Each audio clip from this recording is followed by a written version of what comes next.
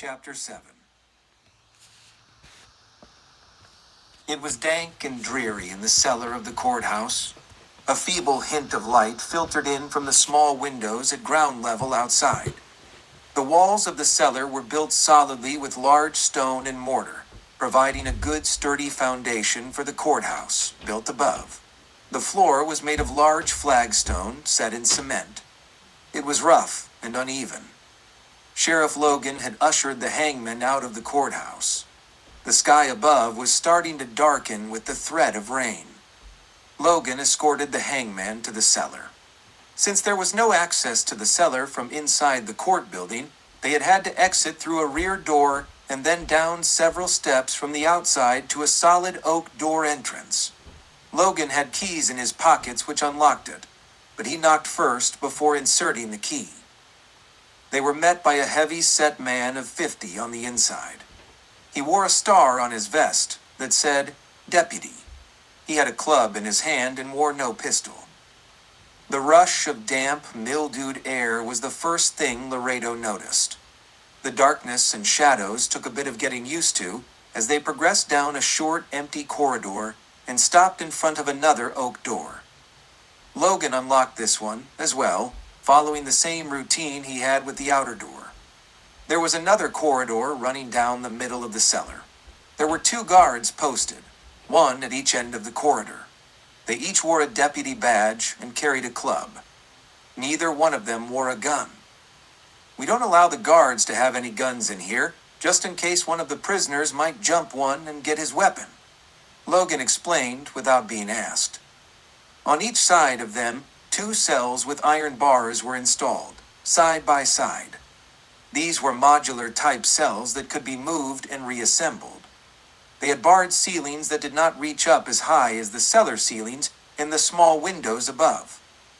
The floors of the cells were of steel plating and bolted to the flagstone floor.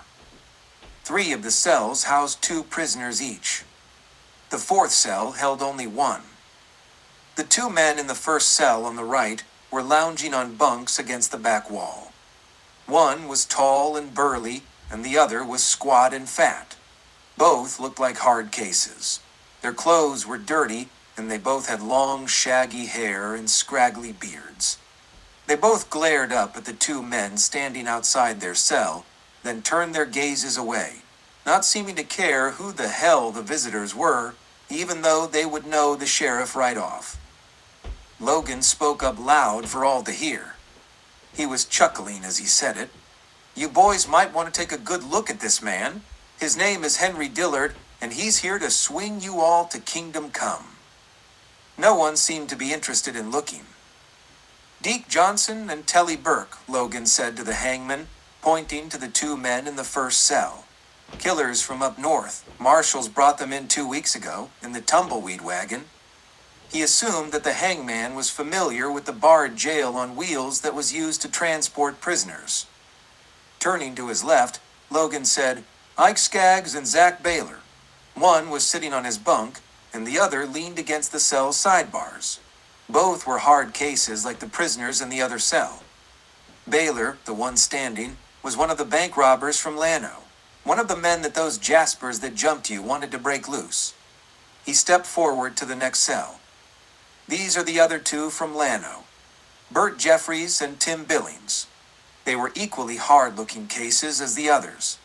Billings was the only light-haired one of the bunch, and what little beard he had was hardly noticeable. He was much smaller and younger than the rest. Turning back to his right, Logan indicated the last cell which housed only 1 prisoner. There was a young man of light complexion lying on his bunk. His head was pressed down on his pillow. His face was hidden, and only his brown hair was visible. This one, Sheriff Logan said with a hint of pride in his voice, is probably our star attraction. He may not be as bad as these other fellers, but he is the most well-known, the Laredo Kid. Laredo dared not show any special interest. He merely nodded. It was a good thing that he had been tipped off about this before. Otherwise, he might have involuntarily shown his surprise, and that probably wouldn't be fitting for the hangman from hell. These round out the 7 for the main event on Saturday. The three you're swinging tomorrow are over in the jail. They are lesser-known men, and their crimes are not as many as these men here. Oh, they are killers and thieves, of course, and they deserve to die, but they certainly are not in the same league as these Jaspers. I'll need to see them too, Laredo said, trying not to show more interest in one prisoner over another. Of course, I'll take you over there as soon as we finish up here. I think I've seen enough for now, Sheriff. I might want to come back later for measurements, though. Sure, whatever you say, Mr. Dillard. It was starting to sprinkle as Logan and the Hangman emerged from the courthouse cellar. The wind was blowing up a storm at a rapid pace. Dark black clouds rolled in, like a ceiling above the town of Plainview. The day was becoming almost as dark as night, and a rumble of thunder echoed in the distance. "Boy!" Sheriff Logan hailed a young lad of about 14 as they emerged to the front of the courthouse, where he and the kid had left their horses tied to the hitch rail. Large drops of rain were beginning to pelt the dry, dusty street. He tossed the boy a coin and said, "How about taking these two horses over to the livery? Tell Sim I sent you and I want both horses cared for the same as I always want for my own." "Will do, Sheriff," the boy said as he caught the coin, pushed it down in his jeans pocket, and set to untying the reins. More and more large drops fell from the sky. Street traffic and passerbys quickened their paces, heading for cover before the sky would start pouring down its wrath. Logan escorted Laredo across the street to the sheriff's office. He had just opened the door and ushered the kid inside when all hell broke loose. A giant flash of lightning lit up the street with an immediate boom of thunder following. Heavy rain poured from the clouds, and as Sheriff Logan shut the door behind him, rivulets of water were already streaming down the front window. A strong, pelting staccato pounded against the glass. Clay Shaw stood up from the chair behind Sheriff Logan's desk as the two men entered. His gaze went straight to Laredo. It made the kid nervous, and he tried not to let the deputy notice his unease by sauntering nonchalantly about the office, giving it the once-over. Shaw moved around the corner of the desk, making it obvious that he was making the sheriff's desk and chair once more available to the rightful occupant. "Starting to get nasty," Logan said, hanging his hat on a wall peg. "Don't reckon it'll last long, though. We get these passing gushers from time to time, Mr. Dillard," Logan said as he took his place in his chair. He pulled the kerosene lamp close, lifted the globe, struck a match, and set it to the wick. The flame flickered to a steady glow, and the lawman replaced the globe, spreading light throughout the room. Laredo was still perusing the wanted posters on the opposite wall. He noted there were none for the Laredo kid. He turned to face Logan. Shaw was just seating his rump on the corner of Logan's desk. He adjusted his holster and pistol to rest more comfortably on his thigh. "Doesn't do much for crops or grass, though," Logan continued. "That blasted sun comes right back up and dries it all up before it gets a chance to soak in." "That's the other three?" the hangman asked idly, indicating the large single jail cell at the rear of the office. It was dark back there, and only moving shadows revealed there was actually someone there. "Yep," Logan said, rising to his feet and picking up the lamp. "Want to take a look?" He strode past Shaw toward the cell. The hangman followed. As they came close to the bars, Logan lifted the lamp shoulder high. The kid moved close beside him. In the glow of light, he could see the three prisoners. They were all young. The oldest one couldn't have been more than 16. He sat on his bunk with his back to the outside wall. Spicules of rain drifted in from the open barred window above his head. His long black hair was wet. The other two lounged on their own bunks on each side of the cell. "That's Deke Porter," Logan said. "Mean cuss. Always in trouble. Money-grubbing grifter. For some reason, he has the ability to lead others into trouble. Like those two boys." He jerked a thumb toward them. "Bud and Todd Jenks drifted into town a week ago. Didn't seem to cause any trouble. None? But they were down on their luck broke. Threw in with Porter, and now, here they are, Laredo sized them up. The smaller one, which Logan had indicated as Bud, was probably the youngest, had light, scraggly blonde hair and smooth apple cheeks. "They're just boys," Laredo said with surprise in his voice. He regretted it immediately, for the hangman should be impassive. He hoped Logan didn't notice. "Does that bother you, Mr. Dillard?" Damn! The lawman had noticed it. He had to cover it up quick. No, doesn't matter to me. One neck is just like another? Was that the right response? He hoped so. "Just different sizes is all," he added, trying to sound even more believable. He turned away and moved back into the office, as if he had seen enough. In fact, he had. "What did they do?" he asked as the sheriff followed him.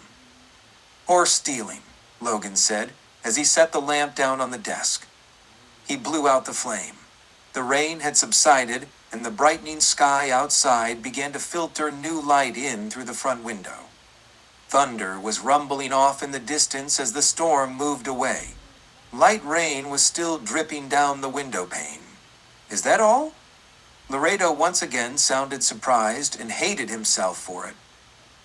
"Horse stealing is a hanging offense," the lawman said gruffly. "You know that." Of course, a hangman knows that, Laredo thought. He knew better than to make an issue of his mistake. He ignored the comment and said, "I don't judge. I only hang." Shaw stood up from the corner of the desk, eyes still on the kid, and moved out of his way as Laredo strode past him, hands clasped behind his back and gazing out the brightening window. "Looks like it's letting up now," Laredo mused out loud. "Good," Logan said. "I'll take you over to the Plainview Hotel and get you situated. It's the best in town, and we reserved you a room before everyone started pouring into town.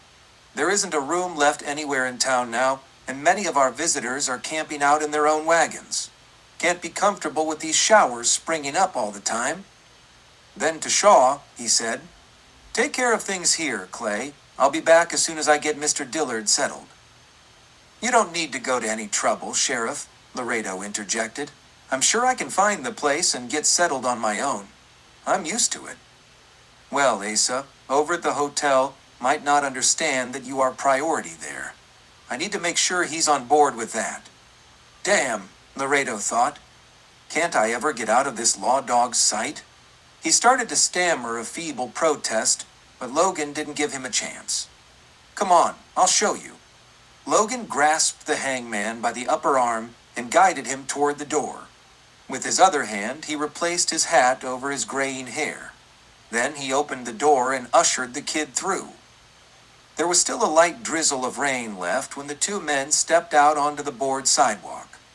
The street was still practically empty, the townspeople having taken shelter, but there were signs of people stirring about under awnings and other havens of shelter. Steam was pluming up from the wet, dusty street, and the sky was beginning to brighten through a cover of low-hanging fog. Lances of lightning, without thunder, speared the sky in the distance. The smell of ozone still lay pungent in the crisp freshness of the passing shower. A lone rider had appeared from up the street and was approaching the two men in front of the sheriff's office. The rider was slight of build and wore a long brown slicker. A wide-brimmed hat flopped loosely downward, covering the rider's face. Long dark hair hung down from under the hat and fell upon narrow shoulders. The rider ambled along at a slow, even pace on a sorry-looking Mustang, which had obviously been played out for quite some distance. Trailing the horse and rider was another horse, an old bay mare. Its reins were in the rider's left hand as the horse allowed herself to be led. Across the saddle, a body wrapped in canvas was draped, arms dangling on one side of the horse and feet hanging off the other side. Water dripped from the rain-soaked canvas. Sheriff Logan, making no effort to escort Laredo any farther, watched intently as the rider neared and swung toward the hitch rail in front of the sheriff's office. The rider swung down in front of him, tied the horses to the hitch rail, then turned to face the two men.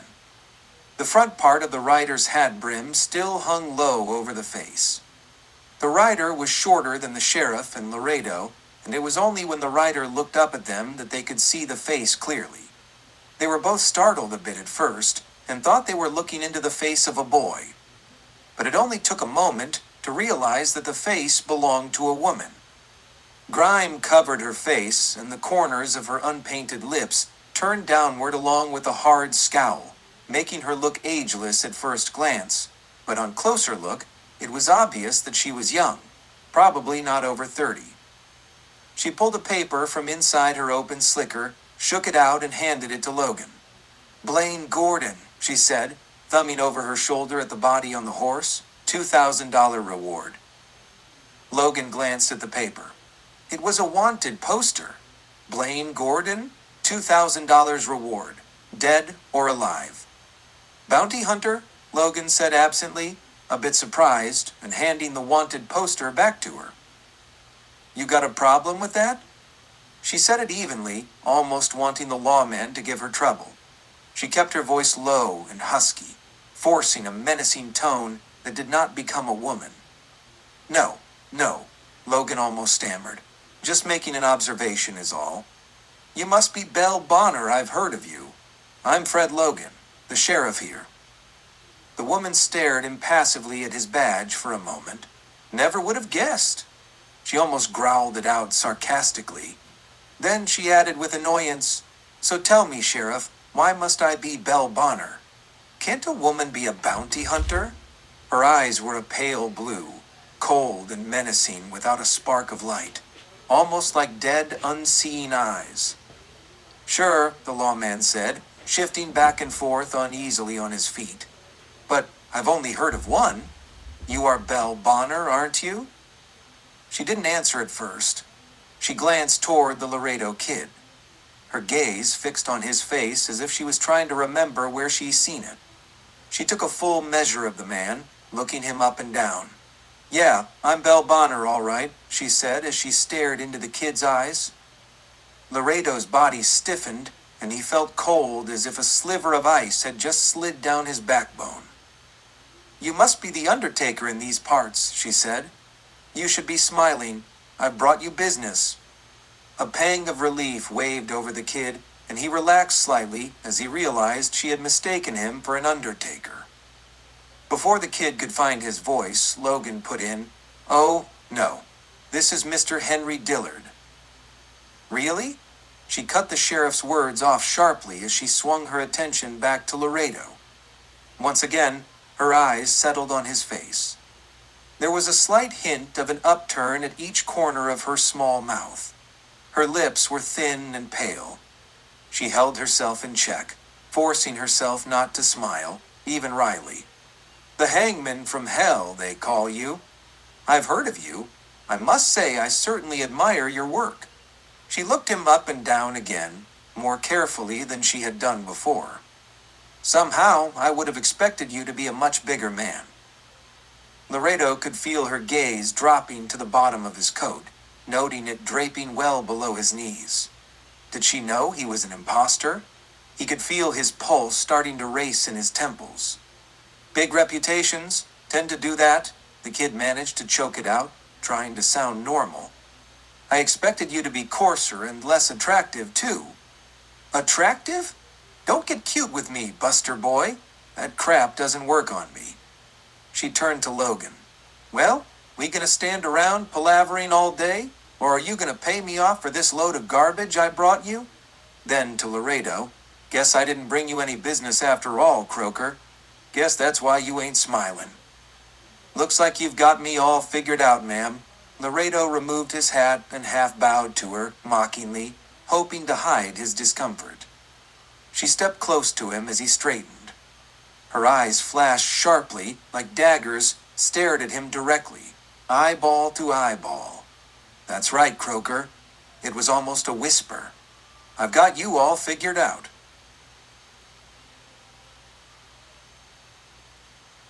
Chapter 8. It was almost dark when the man, now known as the Hangman from hell, sauntered along the board sidewalk leading toward the Eureka Cafe. He had been told by the hotel manager that it would be a good place to find some supper.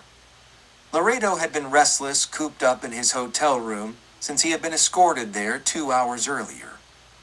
Sheriff Logan had become occupied with Belle Bonner's bounty and had asked Clay Shaw to escort their new local celebrity. As uneasy as the kid felt with Sheriff Logan, he would have preferred his company far more than that of the taciturn deputy whose eyes were constantly on him. It may have been the kid's imagination, but somehow he felt the lawman was suspicious of him. Did Shaw know that this man in the long black coat was an imposter? If so, why hadn't he sounded the alarm already? Or did he have something else on his mind? The deputy had left him in his hotel room. There was something mocking in the lawman's face as he pulled the room's door shut and ambled off down the corridor to the stairs leading to the lobby, one flight down. The kid had rested a few minutes, sprawled on his back across the bed. His black coat spread open and beneath him. He listened intently for sounds in the hallway, hearing only the rustling of people passing by. When he was fairly sure that Shaw was completely gone, he shuffled toward the door, opened it a crack, and peeked out. At first, the hallway looked empty, but as he stepped to the other side of the door to peep at the other end of the corridor, he saw a hefty man sitting in a wooden captain's chair near the stairway. There was a deputy's star on his vest, and a sawed-off shotgun stood against the wall next to him. Laredo shut the door quickly, as if it were a hot poker. He leaned his back against it and cursed under his breath. Shaw had left a guard behind. Why? Was he a prisoner? Or was the guard there for his protection? The kid had to find out. As the supper hour neared, the kid decided to test the situation. He would try to leave the hotel. He could always use the pretense of going out for food as his excuse. With any luck, he might make his way to the livery, retrieve his horse and gear, and clear out of this crazy town before the situation could get worse. When he made his move, the deputy stood, gripping the shotgun, and blocked his path. The kid explained that it was supper time and he needed to go out. The big deputy thought about it, momentarily, then allowed him to pass by. As Laredo neared the lobby desk, out of the corner of his eye, he caught a glimpse of the lawman on the stairs behind him, watching. Making it look good, the kid asked the desk clerk to recommend a good place to dine. The spindly clerk had recommended the Eureka and had given him directions to find it. The kid left, keeping an eye out for the deputy. When he crossed the street, he caught a glimpse of the lawman coming out of the hotel, still watching him. Again, was he guarded as a prisoner, or was this merely for his protection? Now, as Laredo was about to enter the Eureka Cafe, he nonchalantly threw a furtive glance about. His guard was no longer in sight, but Clay Shaw was briskly striding down the street, coming in his direction. Acting as if he hadn't noticed Shaw, he pushed the cafe door open, stepped in, and closed it quickly behind him. Immediately, the buzz of a full room of conversations assailed his ears. The cafe was packed, almost every table occupied. Considering the room was large enough to house over 20 tables, the Eureka Cafe was doing a thriving business at the expense of the jailed men waiting to be star attractions at the hanging gallows this weekend. To his surprise, the room, almost immediately, came to a sudden hush, followed by almost conspiratorial-like whispers. Laredo quickly looked about, trying to discern the reason for this sudden change in the environment, and noted nothing at first, before he realized every eye in the house was on him. He suddenly realized that he was the reason for the sudden reaction of the clientele. He felt flustered at first, glancing about, almost embarrassed. But he quickly realized he needed to project the image of a tough man, used to such notoriety. He hitched his shoulders beneath his too large coat and glared at the onlookers. He tried to feel meanness within him, but the truth was, he was just plain scared.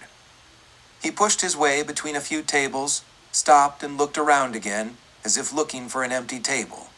Not seeing one right off, he turned slightly and looked behind him. A lunch counter ran most of the width of the building. There were 8 stools in front of it, and they were all filled except one at the far end, next to the back wall.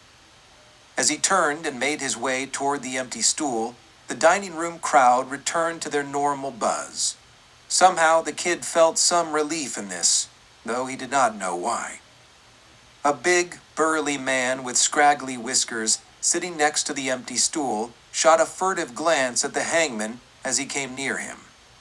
He pursed his lips with an expression of disgust, slid off his stool, turning his back to the man in the black coat, and tossed some coins onto the counter next to his half-finished plate of food. He stomped toward the door and went out. 2 more men followed suit, leaving their meals behind and exiting promptly. Deputy Clay Shaw passed them on his way in as they were leaving.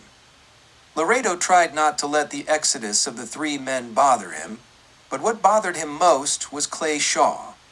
He pretended not to notice the deputy and started to climb onto an empty stool. A young girl in her 20s came rushing through the swinging half door behind the counter. She had golden blonde hair, ivory complexion, and large round blue eyes. She wore a white apron tied tightly over her blue calico dress that accentuated her slim figure. She was carrying a pot of freshly brewed coffee. On seeing the hangman sliding onto the stool, she quickly placed the pot on the counter next to the partially emptied plates of the previous customers. She scooped up the coins and dropped them in the pocket of her apron. She pulled a pad from the same pocket and retrieved the pencil that had been tucked behind her ear. "May I help you, sir?" she said mechanically, as she did 100 times every day.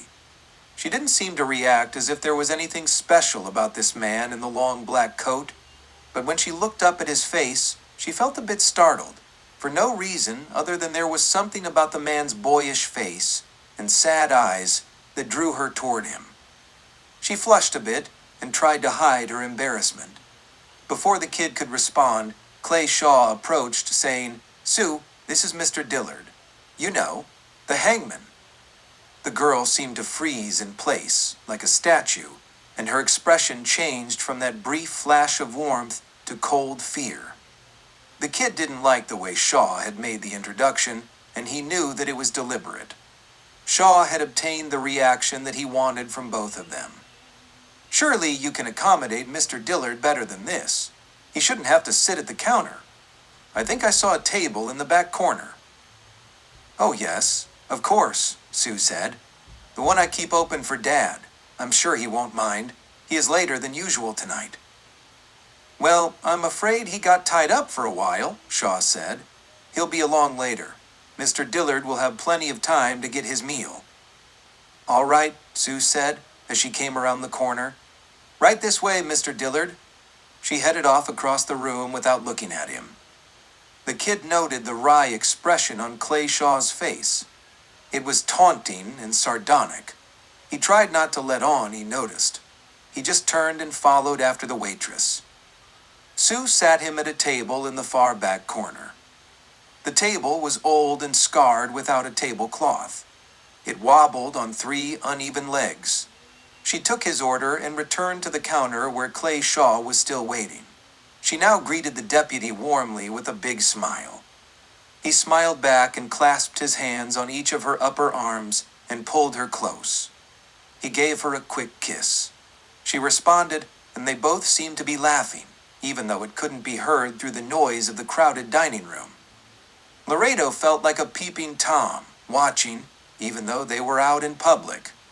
He couldn't help but feel a bit of wistful longing. Jealousy, perhaps.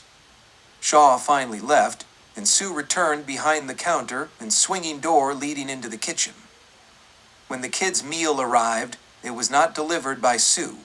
A big, buxom woman, many pounds overweight, and her thin brown hair was tied back in a tight bun. She was well past 50, and she only grunted as she served him and quickly shuffled off. The kid shrugged it off and turned to his food. He was famished and put his full attention to his meal. At this point, he hardly cared what he was eating, but it tasted unusually good. He was just finishing his pie when he was interrupted by a small feminine voice. "Mr. Dillard, I'd like to speak with you, if I may." Laredo glanced up, his fork with a bite of cherry and crust halfway to his mouth. He put it down quickly. a quizzical expression on his face. Standing before him was a petite young girl. At least he was quite sure she was a girl, for she was dressed in men's clothing.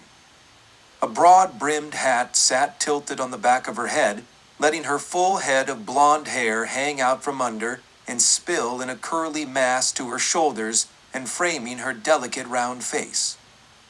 The hat was tied firmly beneath her chin with a strap. She wore a corduroy jacket opened over a blue checked shirt. Her faded jeans were tucked into the tops of well-worn cow boots. "I'm Patsy Dolan. My father is Ward Dolan. He runs the Diamond D north of here." She said it as if he should have known who she was talking about. "I've just got to talk to you." She sounded like a schoolgirl. Without a word, the kid gestured to the empty chair on the other side of the table. He picked up his coffee cup and took a sip while she seated herself. It had cooled down, and it was flat. He grimaced at it, placed the cup on the table, and glared at the young girl with annoyance. "You are the hangman, right?" She was almost stammering. "You're here to hang all those men, aren't you?" She didn't give him a chance to reply, just continued. "But you can't," she blurted. "Not all of them, anyway. You can't. He's not guilty of anything. He's the wrong man." "You're talking to the wrong man. I have no say in who gets hanged. I just do it. But I'm telling you, you'll be hanging an innocent man. He's not even a man, though. He's just a boy." "I'm sorry, I can't help you."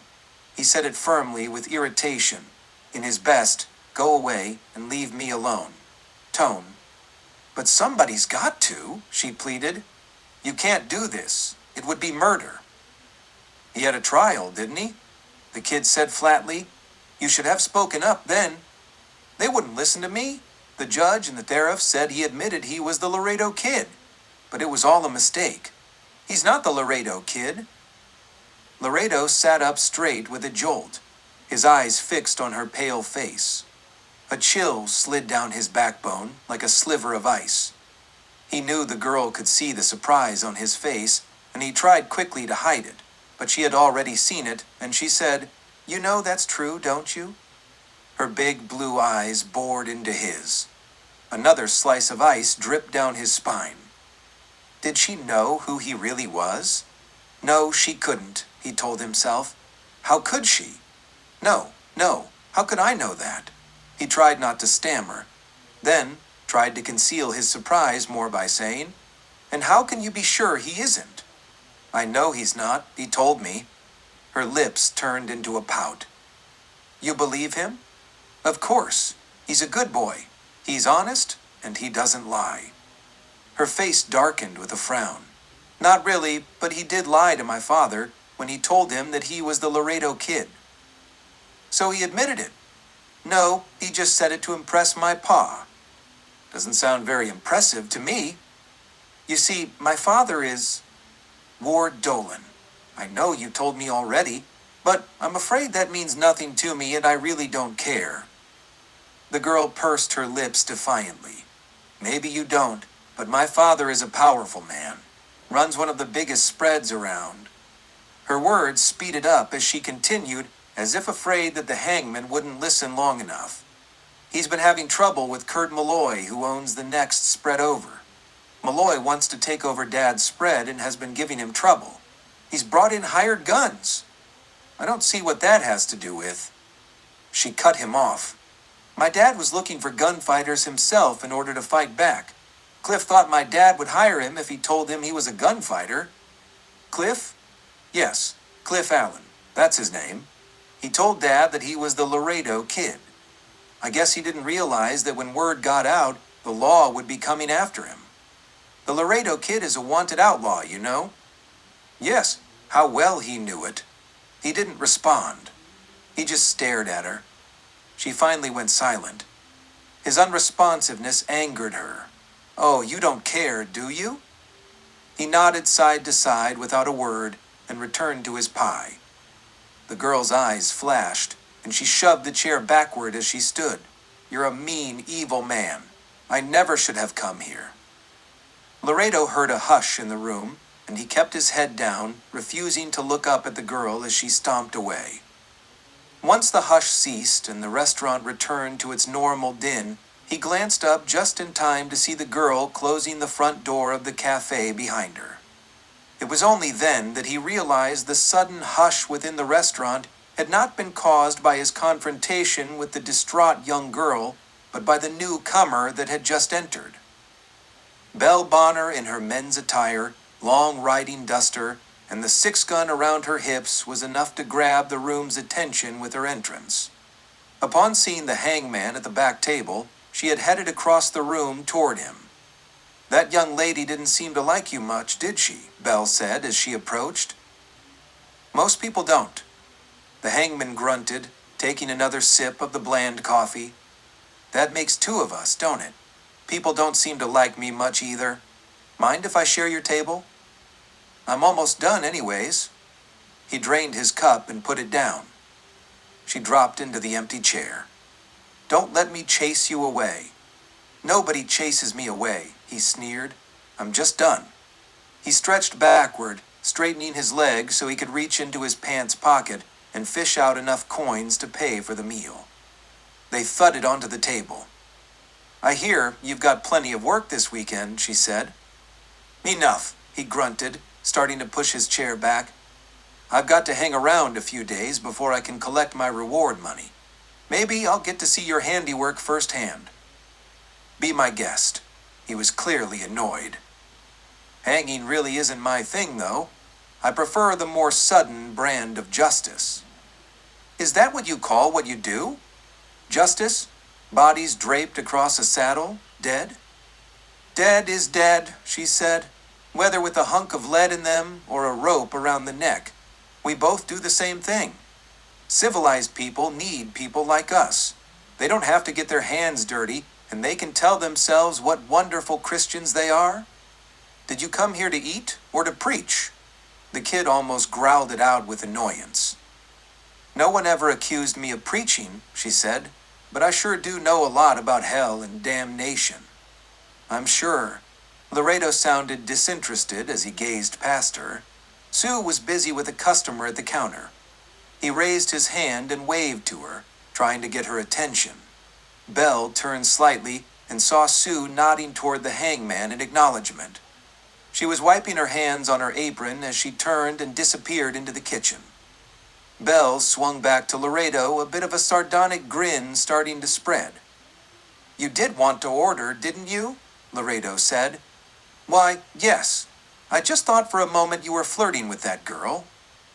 Again, it was the big buxom waitress that came hurriedly across the room. "You wanted something?" She didn't sound pleasant. "The lady would like to order," the hangman said. The waitress screwed up her face with disdain as she appraised the gun-toting female with the large, floppy-brimmed hat. It was obvious what she was thinking. "Lady? Huh? What'll you have?" she blurted as she took her pad from her apron pocket and slid the pencil out from behind her ear. "I'll have whatever the gentleman just had," she said, knowing the word gentleman would rankle the old woman as much as the word lady. The waitress raised an eyebrow as she glanced from one to the other. She dropped the pad back in her pocket without writing anything down as she strode abruptly away. "Nice, lady, that one?" Belle mused. "I guess it's all just a matter of definition." "Guess I can't blame her," Laredo admitted. "I don't suppose either one of us would fit in the civilized world, as you put it." "Believe me, kid, I wouldn't call them civilized either." "Kid? What was that? Did she know who he was, or was it just a generic term she used?" He tried not show his sensitivity to it and said nothing in response. Best to let her do the talking.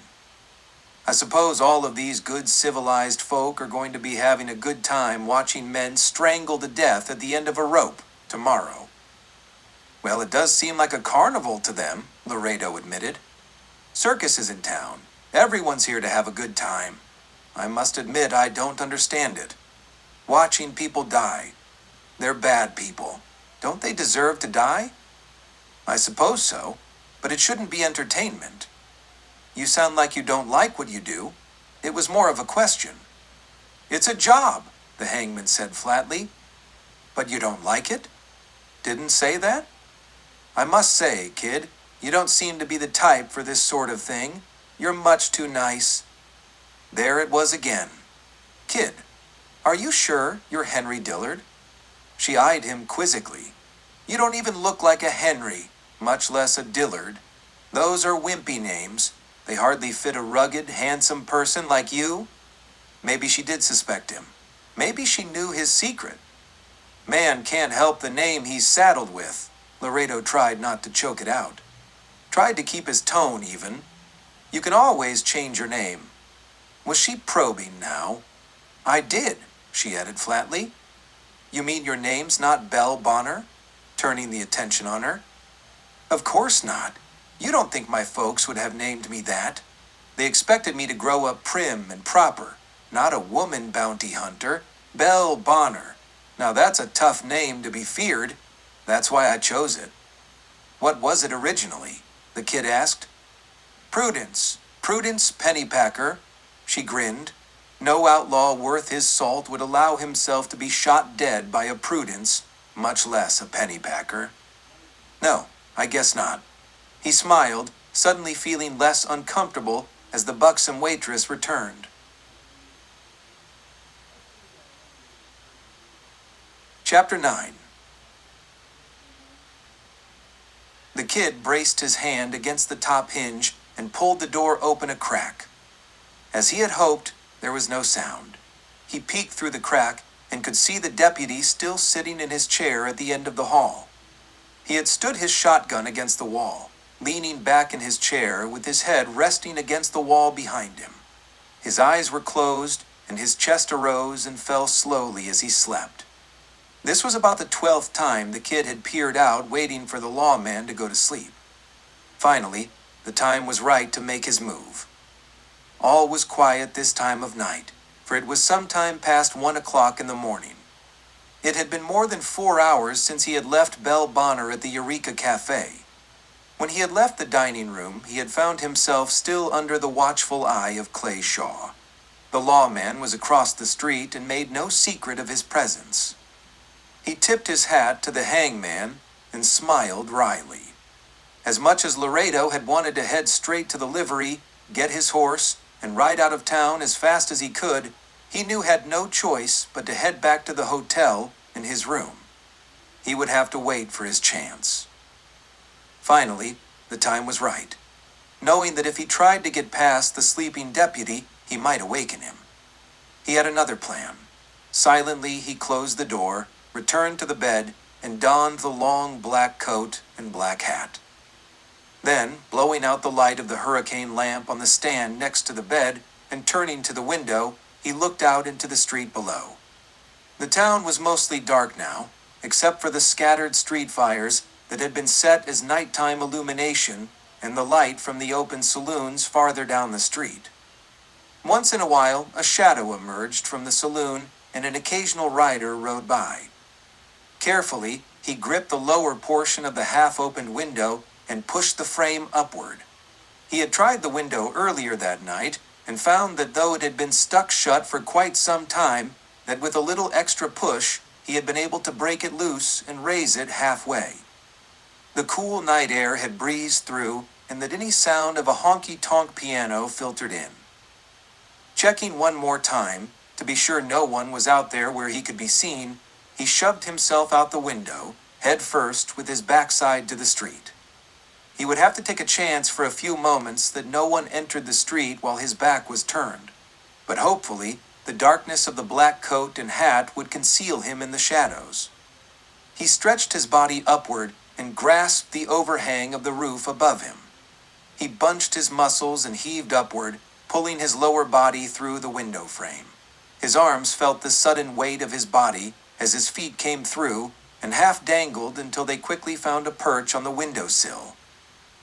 Pushing his hands downward on the roof and bending his legs against the sill, he gave a vigorous shove and pushed himself up onto the roof. The sheets of roofing were hard and gritty and still slightly warm from the hot day before. He rolled onto his side and stretched out along the roof, parallel to the street. He lay quiet and motionless for a few moments, keeping his head down to keep any shine from his face hidden. Gradually, he turned his head enough to see into the street. A flash of light from the saloon's batwing doors opening spilled into the street. Two drunken cowboys staggered to their horses, and after a few unsuccessful attempts, they managed to mount their horses and ride down the street toward the hotel. They were swaying in their saddles and singing as they passed by. Then all was quiet again. Laredo crawled slowly and silently to the edge of the building on an alley side. Checking to make sure he was not near a window, neither upstairs or down, nor was there any debris in the alley below, he gripped the edge of the overhang and lowered himself, backside first over the edge, and hung full length, bracing his feet against the clapboard side of the hotel. Looking down past his dangling feet, he could see there was a good 8-foot drop beneath him. He knew full well that he was chancing injury, but he had to try. With a deep breath and a tight lip, he released his hold on the roof edge and dropped. The ground came up with amazing speed, and he let his knees bend as he hit the ground, landing on his heels and falling backward against the wall of the gunsmith shop next door. He slid down the wall into a sitting position, landing with a whump and his head banging back against the wall. His rear was sore, his back was stinging, and his head ached. But other than that, he seemed to be in good shape. He wiggled his feet and moved his legs. He hadn't broken or sprained anything. He let out a deep breath and sat silent, listening to see if anyone had heard what little noise he had made and might be approaching. After a moment, almost sure there was no movement in the street, he climbed to his feet, brushed himself off, and moved to the mouth of the alley where he could peer out into the street. It was still quiet and empty. He turned and moved to the rear of the alley. There was no sense taking a chance of being spotted while walking down Main Street, so he would make his way along the rears of the town buildings until he reached the livery. He would get his horse, saddle, and saddlebags and light a shuck out of town as fast as he could. He knew he would probably have to deal with the livery ostler on duty, but he was only one man and he would have to handle it. It took about 10 minutes to reach the corral behind the livery, but it was uneventful. He crawled between the wooden rails of the corral. The horses milled around and some neighed, disturbed by his presence. His horse was not among them. When he checked the rear door of the livery, he found it was locked from the inside. This meant he would have to circle around to the front and risk being spotted from the street, but he had to chance it. Carefully, he slid along the side wall of the livery, keeping low and blending into the shadows. When he finally reached the street, he pressed his back flat against the wall at the corner of the building. He peered out. The front door of the livery was open, and a faint light seeped into the street. All seemed well, and the kid moved quickly around the corner and dashed into the livery. A coal oil lantern hung from a hook just inside the door and to the left. The kid stood just outside the glow of its beam, in the shadows. He glanced around quickly, expecting a hostler on duty. There was none. Just a crudely written note tacked to the upright beam that held the lantern. It said, "Be back in morning. Tend to your own." The kid sighed and smiled to himself. So far, so good. He lifted the lantern from its hook, held it high, and started to walk back to the stalls. He stopped up short as strands of hay dripped from the hay mow above him. Was someone up there? He waited a moment, listening intently. There was no sound. His eyes searched the scaffolding above him, and he saw a few more strands of hay filter through a crack. Still, there was no sound. Maybe it was just a breeze, he told himself, but somehow he couldn't quite convince himself. He moved on toward the stalls. His horse was in the first one to the left. Good. His saddle and gear were draped over the half-height stall wall. He found another hook on the upright and rehung the lantern. He turned to enter the stall, crossing in front of the light, just as he heard a sound behind him as the front door creaked a little farther open. More street light flooded in. He whirled in one swift motion, pushing back the tails of his coat and reaching for his pistol, his ears recognizing the sharp metallic click of a hammer being pulled back, cocking a weapon. He dropped to his knee just as a pistol bellowed. Muzzle flash added additional light to the interior, and the slug smashed the lantern globe above him. It crumbled into a myriad of pieces and fell to the straw-littered floor. The kid already had his pistol out. It thundered twice, and the shadow at the front of the livery ducked back out of sight into farther shadow, while returning 2 more shots of his own. Laredo rolled first to one side and the other as the slugs plowed into the wooden floor a hair's breadth away at each side, sending splinters into the air close to his face. Laredo rolled to his back and raised half-sitting, cocking the hammer and squeezing the trigger as fast as he could. He poured 3 rounds into the darkness. He heard a yelp and saw sudden movement as a shadow flitted through the open door. He pushed himself to his feet for pursuit, but suddenly he became aware of the flames licking up between his legs. The broken lantern had set fire to the straw that was strewn on the floor. He quickly glanced around for some empty feed sacks to beat the flames with, but found none. He sheathed his weapon and whipped his saddle blanket from the side wall of the stall and went to work. He had finally beaten out the last of the flames when he suddenly realized that there was still light in the interior of the livery. Instinctively, he whirled around. He froze stock still, his blanket still in his hand and drooping to the floor. The livery door had been pushed wide open, and light from the street outside washed in. A gathering had crowded around the opening. Some townspeople were carrying lanterns. Standing in front of them, staring at the Hangman from hell, were 2 men wearing badges, Sheriff Fred Logan and Deputy Clay Shaw. They both had their guns out.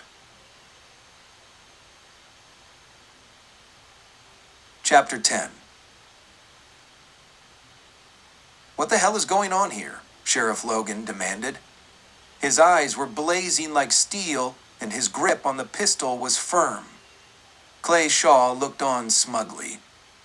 "Well, thanks for your concern," the hangman said sarcastically, trying to hold his voice firm and trying to hide the fear that permeated his body with a chill that went all the way to his bones. He could feel his legs tremble, but he didn't show it. "Someone just tried to kill me." "What were you doing here this time of night anyhow? Besides, I had a guard outside your room to protect you." "Protect me?" Rage swelled in the hangman's voice. "I thought I was being treated like a prisoner. You might have clued me in." Logan's stare softened. "Well, I supposed it might have seemed that way. I didn't think of that. I figured you understood. But why would you think otherwise? And just what the hell are you doing out here, and how did you get past my deputy?" Clay Shaw was smiling now. "Easy. I just walked past him. Next time you send someone to protect me, tell him to stay awake." "You still haven't answered my question. What were you doing here? You weren't running out on us, were you?" "Now why the hell would I do that? I've still got a job to do, and I still have pay coming. As for being here, I couldn't sleep, and there were some things in my saddlebags that I wanted. You sent my horse to the livery before I could get them off this afternoon. Seems to me you take a lot for granted around here, Sheriff.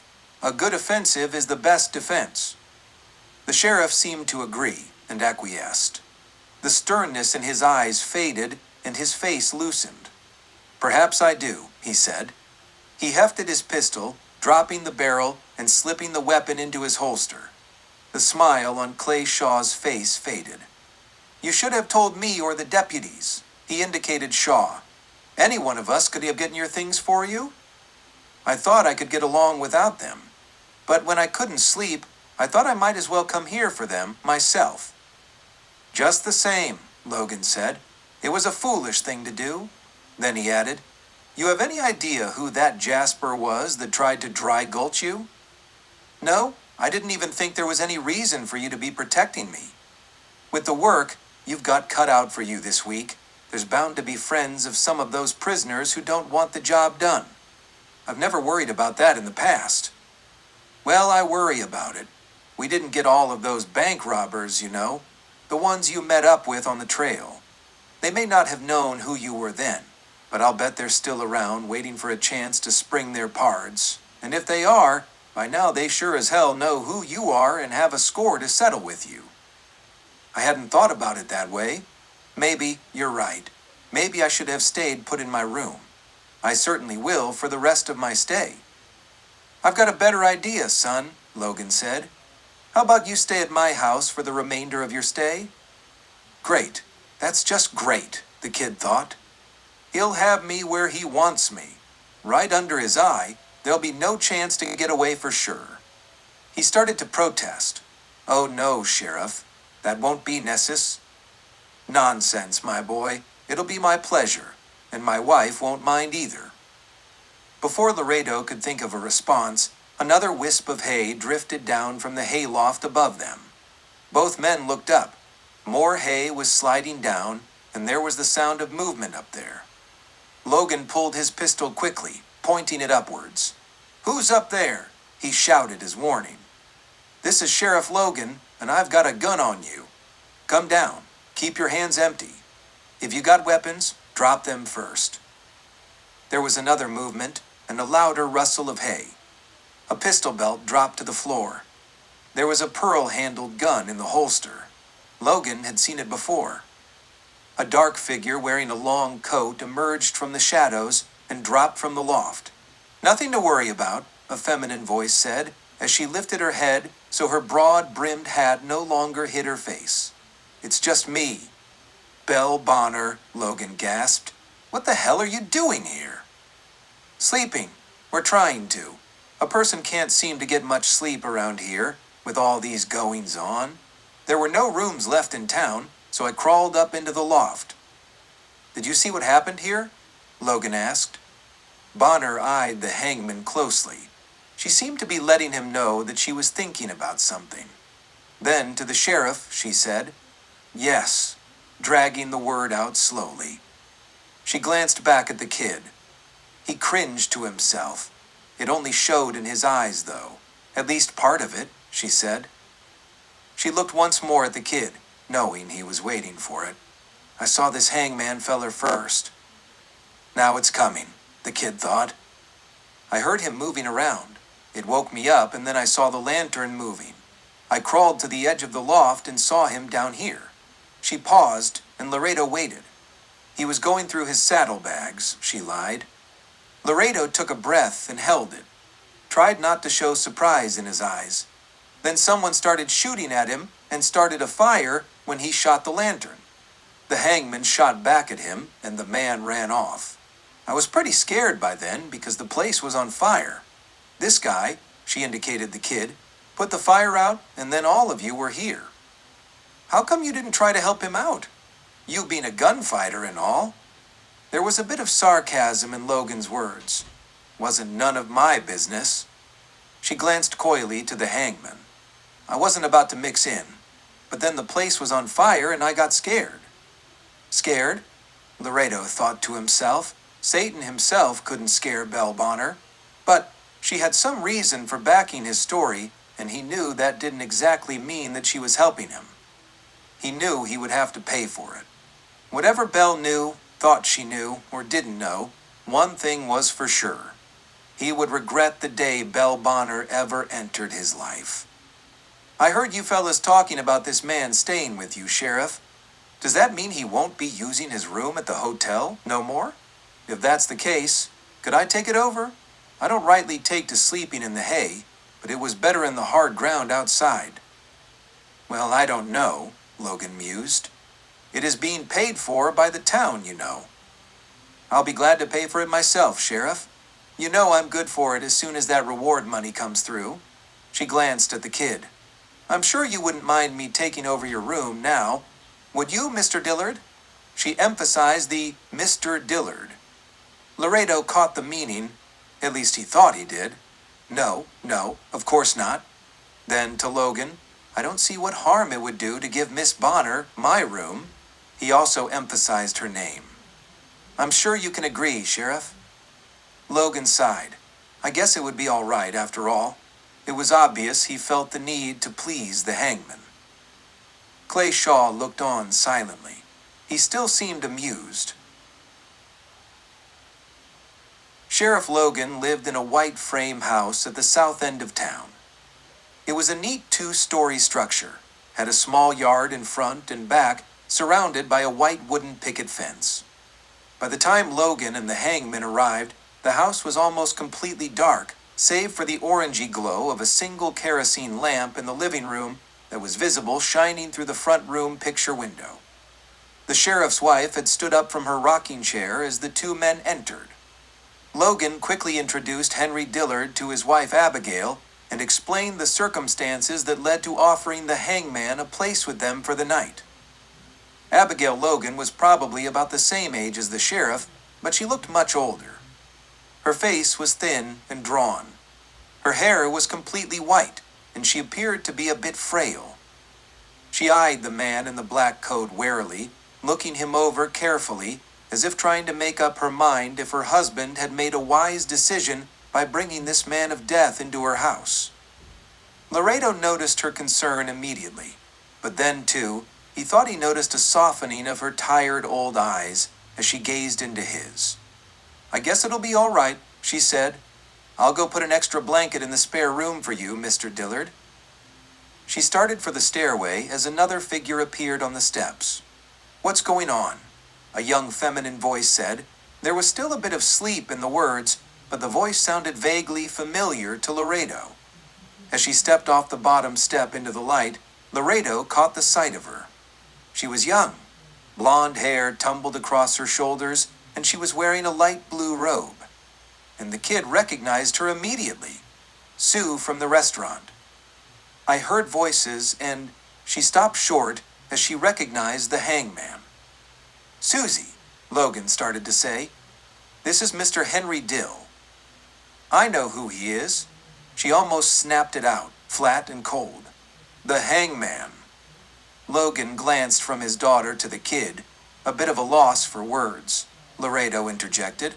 "From the restaurant, earlier this evening." "Oh yes, of course," the sheriff said, understanding. Then, back to his daughter, Logan said, "I've asked Mr. Dillard to stay with us while he's in town. He'll be in the spare room next to yours. I hope you don't mind." "Why should I mind?" she said.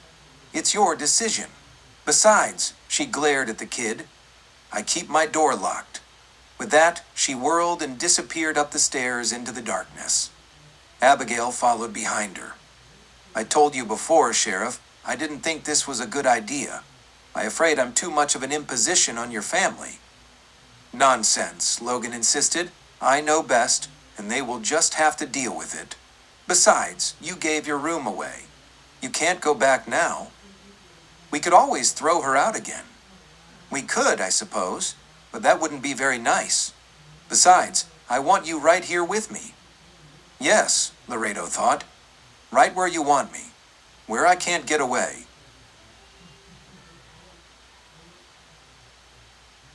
Chapter 11. The crowd cheered, the trumpets blared, and the marching drum filled the mid-morning air with a rising crescendo. The bright sunlight blazed into the Hangman's eyes, practically blinding him and blotting out the sight of the throngs of people gathered along each side of Main Street. Perched on the high seat of the lead circus wagon, the Hangman from Hell was a spectacular celebrity. With his broad-brimmed black hat in hand, he waved seemingly exuberant to the cheering onlookers, bowing first to one side of the street and then the other, the crowd completely oblivious to the revulsion the man in black was actually feeling. His stomach felt cold and empty, and a bitter taste welled on his tongue. A driver dressed in a long brass-buttoned red coat and navy blue trousers with yellow stripes on each pant leg drove the matched pair of thick-ankled, brown drayage horses. Red and blue plumes were affixed to each of the animals' heads. A marching band of 2 trumpet players and a drummer preceded the Hangman's wagon, followed by a huge lumbering elephant.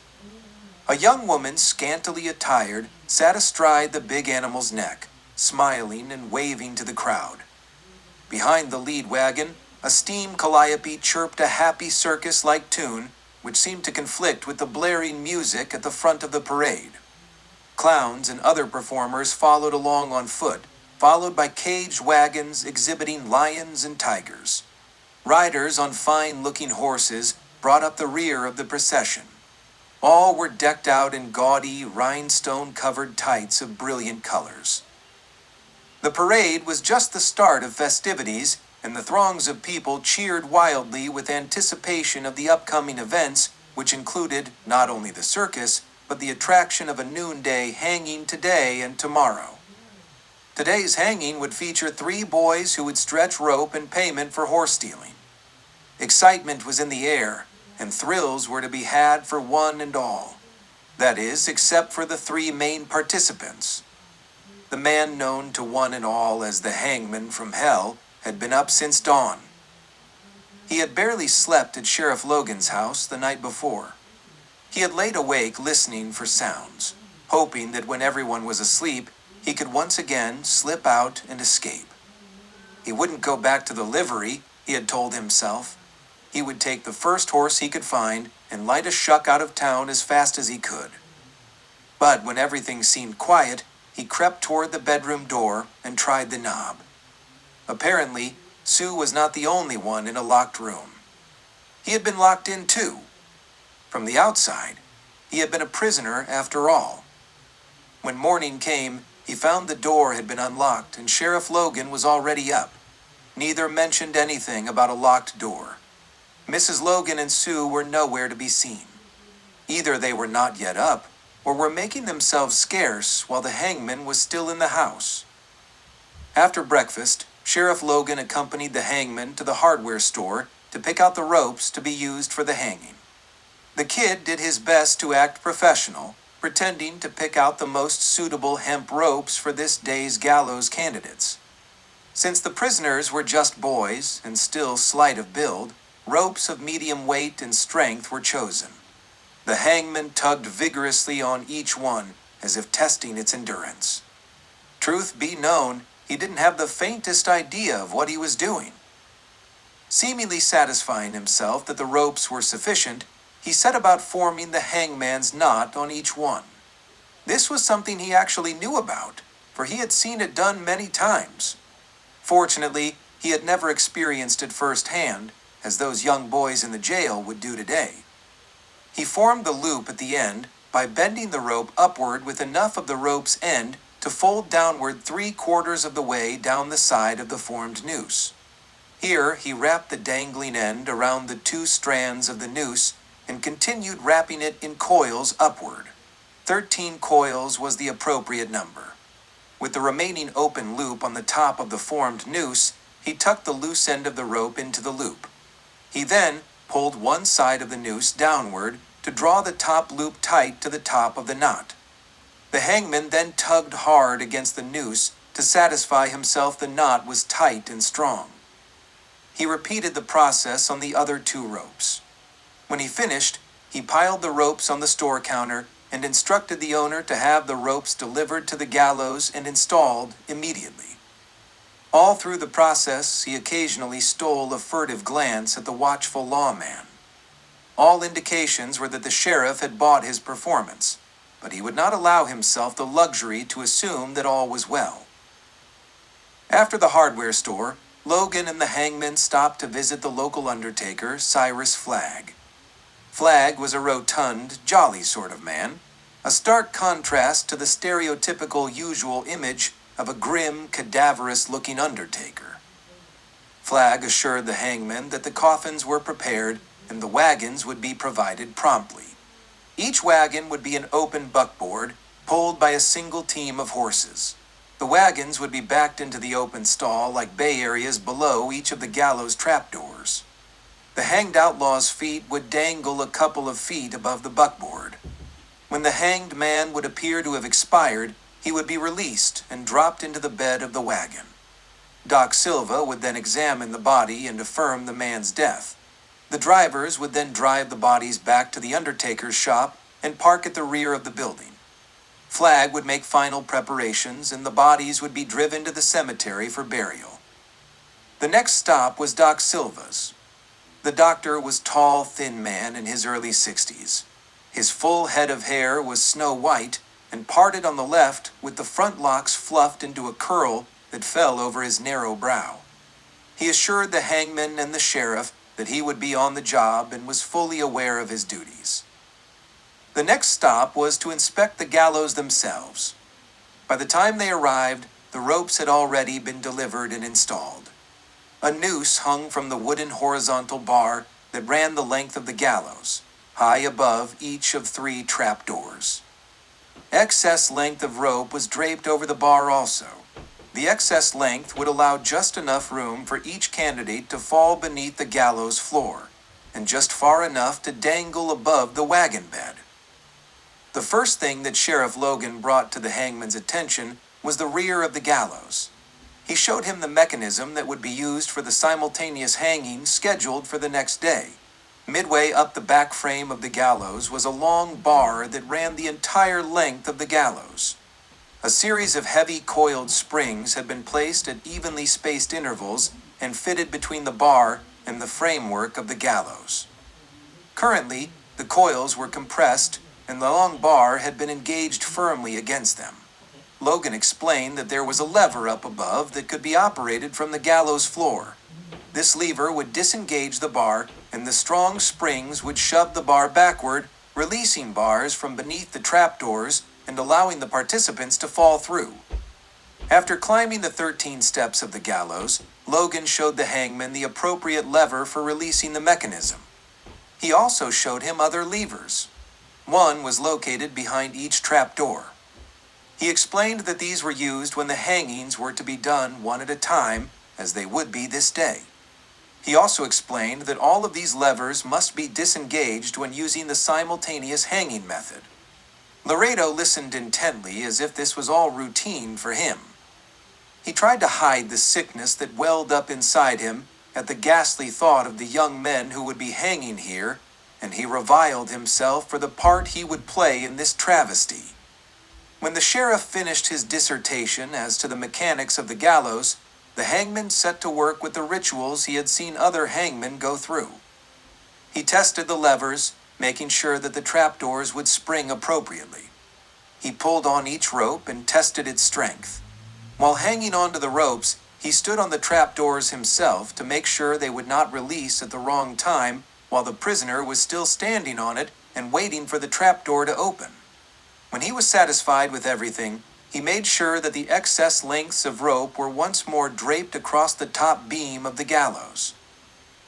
Laredo held his breath as he indicated to Sheriff Logan that he was satisfied with the arrangements and ready for the day's work ahead. He hoped he had been a good enough actor, and when there was no indication otherwise from the lawman, he half-breathed a sigh of relief to himself. But he would still remain on guard just in case he had not, in fact, fooled anyone. The next step was going to be just as difficult. He would have to ride in that fool parade. Now, as he sat on his perch aboard that gaudy circus wagon, continuing to play the part of the celebrated hangman from hell, he knew there was no escape for him. He would have no choice but to send 3 young boys to meet their maker today, just to protect his own miserable hide and to continue living a lonely, worthless life that meant nothing to himself or anyone else, for that matter. He could not detest himself less. Chapter 12. The noonday sun was blazing hot, streaming directly down at the gallows below. The hangman from hell stood waiting on the plank floor of the structure. The black hat and coat absorbed the sun's rays and added to his discomfort. Sweat beaded on the back of neck and dripped beneath his collar. His mouth was dry and his palms were sweaty. His stomach felt twisted in a tight knot and his throat felt tight and scratchy. His breathing was alternately quick and slow. His chest felt constricted. His legs trembled, though hidden by the long black coat. Anger had been welling up inside of him all day. Angry at the situation he had gotten into. Angry for his past. Angry for what he was about to do. Angry at himself for being such a coward that he would stoop to being a hangman just to keep from being found out. Just to save his own worthless, miserable hide. The circus parade had been over for almost an hour now, and people had migrated from the streets to the courtyard behind the courthouse. The area was practically filled now. Picnic blankets had been strewn about, covering most of the available grass. Children were running about, playing and squealing with delight, totally unaware of the horrific nature of this gathering. Vendors circulated through the crowds hawking their wares of peanuts, popcorn, and beer. All in all, the sight before the hangman from hell reminded him more of a celebration and holiday than a day when men would die. Gazing out across the courtyard, the hangman's eyes fixed on the second story of the courthouse. Framed in the window, Judge Isaiah Kane stood stoically. His entire countenance was one of supreme eminence, his thumbs tucked behind the lapels of his black suit and rocking on his heels as he gazed out. Laredo clenched his fists and unclenched them spasmodically, burning some of the pent-up energy and anger. Except for himself, this day, he loathed this man more than any other man he had ever met. His arrogance and determined self-serving false sense of justice was beyond anything he had ever seen in a man. The judge nodded, indicating that he had noticed the hangman looking up at him. He raised his hand in a half-wave and then tucked his thumbs back under his lapel. Then turned and walked away from the window. The son of a bitch, the kid thought. Hopefully he'd meet up with him again in hell. He'd have a lot to answer for. The crowd kept growing larger and larger, louder and louder. The makeshift bleachers were completely full now. Older children were sitting on fence rails, their feet dangling and casting shadows much akin to that of hanged men dangling from a rope. Laughter and cheering filled the air with a rising crescendo, and Laredo thought his ears were going to burst. The stifling heat of the noonday sun was sapping. The kid's strength and his stress level had risen to a height that his vision began to blur. The defined images of the crowd before him began to run into each other. He seemed to be moving into a trance-like state, willing himself to be removed from this terrible place. If only he could, he thought. If he could somehow just climb down from this platform and walk away from it all. But it was impossible. Hundreds of people had their eyes on him, including Sheriff Fred Logan, who now stood a step behind him and a little to his left. He was wearing a suit coat today. The lawman's star was still visible on his vest. His arms were folded behind his back. A choir of elderly ladies had found a spot for themselves in front of and at the foot of the gallows. They had already sung several Christian hymns and were now rendering a vibrant rendition of Bringing in the Sheaves and urging the crowd to sing along. A short, squat man in a black suit and flat-brimmed black hat stood at the center front of the gallows floor. The white collar of a man of God encircled his neck. As the ladies' choir finished the last chorus of their song, the preacher took another step closer to the edge of the platform, raising his arms as a signal for the crowd to settle down and become quiet. It took him a few minutes to achieve the desired results, and his irritation and declining patience became evident in his high-pitched but piercing voice. Laredo hardly heard the man's words. His mind was still racing, still confused, still angry. The preacher settled into a long-winded speech, calling all sinners to repentance. His words seemed to have little to do with the three men, or boys as they really were, but was more intent on using this forum to indict every member of the crowd as a sinner of the worst repute, warning that the wages of sin would be death to each and every one of them. Repent or face certain hell and damnation. The preacher seemed to drone on incessantly for an interminable long time. When he finally finished with his last amen, he tucked his worn Bible under his left arm and stepped back next to Sheriff Logan. As if on cue, the ladies' choir broke into song with The Old Rugged Cross, followed by There Will Be Peace in the Valley. As they finished the chorus, the crowd roared and cheered, their gusto turning to a frenzy as Clay Shaw and two other deputies began pushing their way through the crowd. Each man had a shotgun and each shotgun was pointed at the center of a prisoner's back. Deke Porter was the first prisoner to be ushered through the parting crowd. Clayshaw prodded him with the muzzle of his shotgun against the boy's backbone. Porter's hands were tied behind him, and he shuffled along, constrained by the leg irons that were locked securely about his ankles. He tossed his head haughtily in the air, his shaggy mane flying loose about his bony face. A mocking, belligerent smirk was on his face, as if taunting the crowd with his bravado, demonstrating his lack of fear over his situation. The crowd cheered and jeered, booing and calling the young punk all sorts of names, which Porter fully deserved.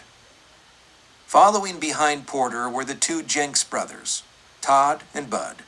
Both boys were stooped over at the shoulders, holding their heads down, looking at the ground beneath their also shackled feet, and not wanting to look up at the cheering and jeering crowd around them. Todd was the second prisoner in the procession, and Bud brought up the rear. As Porter reached the foot of the 13-step stairs that led up to the gallows platform, Shaw stopped him, bent down, and unlocked the leg irons so the prisoner would be able to climb the stairs unencumbered. This was the most critical part of the whole escort. But with shotguns trained on each prisoner, it would still be difficult for anyone to try to make a break for it. Especially with the large crowd milling about, escape would be next to impossible. With today's prisoners, any attempt at escape would be very unlikely, but with tomorrow's big hanging, there was no telling what could happen. If Ben Tolbert were to try to break his men free tomorrow, he would have to try it while the men were unshackled. Needless to say, security would be at a higher level with more deputies and guards in attendance. As the shackles fell away from Deke Porter's ankles, he felt a little relief from the constriction. Clayshaw chided, "Take a good long look, boy. This is your last stop on the way to hell." Deke gazed up at the gallows before him. He could see, for the first time today, the 3 nooses hanging from the overhead beam. The strands barely moved in the almost non-existent breeze. At first it was a jolt to him. He swallowed hard and his Adam's apple rose and fell in his skinny throat. Then he caught himself losing his grin and forced it back. He shook his shaggy mane and shouted to the crowd, "That's supposed to scare me? I'll show you how a real man dies." The crowd booed.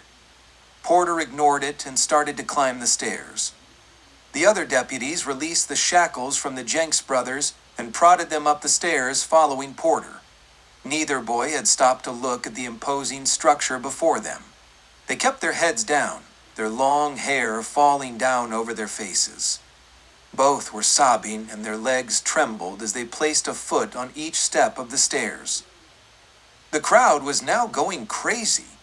Cheers and jeers were at a fever pitch. Hand-held flags waved throughout the crowd, and the ladies' chorus tried to sing another chorus of "Bringing in the Sheaves," but were quickly drowned out by the roar of the crowd. The hangman from hell waited expectantly as he watched the bobbing heads ascending the gallows stairs.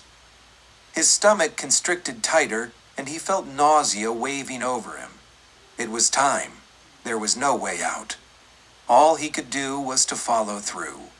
And today, he was going to send 3 boys to their death. Yes, it was an execution, and the boys were paying the price for their mistakes. Sure, justice needed to be served, but was this the way it should be? Justice? Hell, it's only a word. Something that man has decided on and made himself all supreme and entitled to wreak his perverted sense of justice as his own version of right and wrong. He gazed up at the courthouse second-floor window. Judge Isaiah Kane once again was framed in the window, watching and waiting. A look of self-satisfaction spread across his broad face. Justice? His brand of justice? God Almighty and Omniscient? No, a mere man of flesh and blood. His could not be justice. And if this was not justice, then what was the hangman? A mere executioner or a deliberate murderer? If the latter, heaven help him, for there was no justification for what he was about to do. Please, God, Laredo thought to himself, don't make me do this. No, no, it's not you. I'm making me do this. I should stop it right now, but I can't. As Deke Porter's shaggy head appeared above the platform floor, followed by the rest of his body stretched to full height, Laredo tried to get a grip on himself. Tried not to show his apprehension. After all, he was supposed to be a professional and a famous one to boot.